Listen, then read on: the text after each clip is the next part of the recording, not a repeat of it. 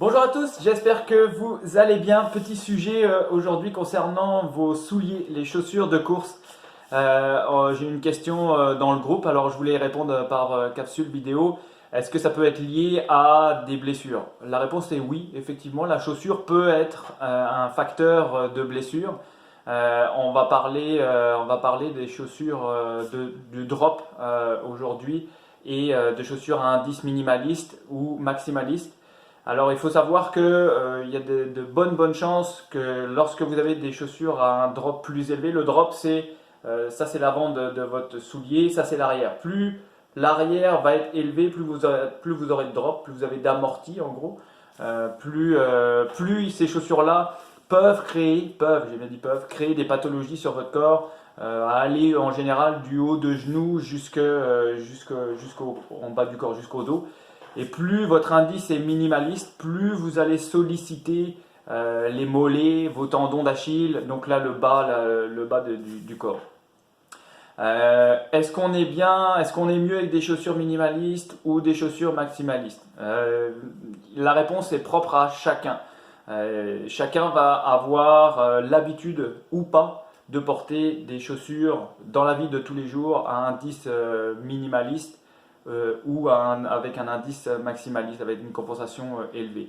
Personnellement, je suis au milieu. Je sais que pour améliorer son patron de course, c'est-à-dire éviter de taper trop du talon, on est mieux d'aller vers une chaussure qui a un indice plus minimaliste, un drop de 0 à 6, on va dire. On va être à la moitié à peu près. Plus on va dans du plus élevé, plus il y a de chances qu'on ait à supporter des pathologies du haut du genou là, jusqu'en bas du corps, le mal de dos, les hanches. Ça peut être lié effectivement à un indice maximaliste. Pourquoi? Parce qu'on va taper du talon plus facilement, plus aisément. Donc on privilégie une foulée plus dynamique avec des chaussures à indice minimaliste. Est-ce que je vous dis d'aller là? Moi, j'y suis pas nécessairement. J'ai un drop en général entre 6 et 9 que j'arrive à supporter. Jusqu'à 6, j'arrive à le supporter. Mais après ça, j'ai des mollets qui sont plus fragiles et les tendons qui sont très fragiles. Donc mes tendons d'Achille ne supporteraient pas. Je pourrais faire une adaptation. L'adaptation, ça prend vraiment longtemps avant que le corps il puisse assimiler le fait de dire ok, je suis prêt, j'ai passé un cap, je suis prêt à aller plus facilement vers du minimaliste. Donc ma recommandation, comme je vous fais faire pour les plans d'entraînement à l'heure actuelle, les plans d'entraînement, on augmente notre quantification du stress sur notre volume graduellement. Vous avez vu, on a mis 2 mois et on va continuer un petit peu d'augmenter pour que vous puissiez avoir un certain volume.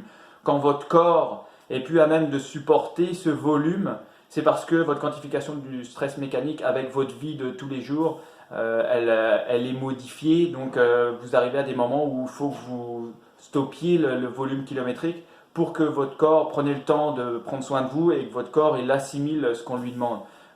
Par exemple, je vais vous donner un exemple, quelqu'un qui travaille dans la construction ne va pas avoir un stress mécanique similaire de quelqu'un qui va être assis sur une chaise pendant 8 heures de travail sur sa journée. Et donc, pour ce qui est des chaussures, c'est un petit peu pareil. Il est préférable d'avoir des souliers plus à indice minimaliste pour une foulée plus dynamique, mais là encore, sur un nombre de kilomètres plus élevé, je remets un peu cette question d'indice minimaliste en cause, parce qu'il y a de fortes chances qu'avec votre fatigue, votre cerveau ne se souvienne pas nécessairement de comment est-ce qu'il va déposer son pied au sol. Donc là, un peu de compensation, ça viendrait un peu mieux gérer votre stress sur votre biomécanique. Donc voilà cette petite parenthèse là sur les chaussures. Oui, des chaussures trop usées peuvent vous créer des problématiques, tout comme la quantification du stress mécanique dans vos plans d'entraînement va en créer également en fonction de votre vie de tous les jours. Ma recommandation, c'est pas forcer non plus. Quand il y a des douleurs qui se font ressentir, vous êtes mieux d'observer, de prendre un peu de recul, d'observer qu'est-ce qui vous est arrivé, d'analyser, ok là j'ai une douleur à tel endroit, je ne l'avais pas avant.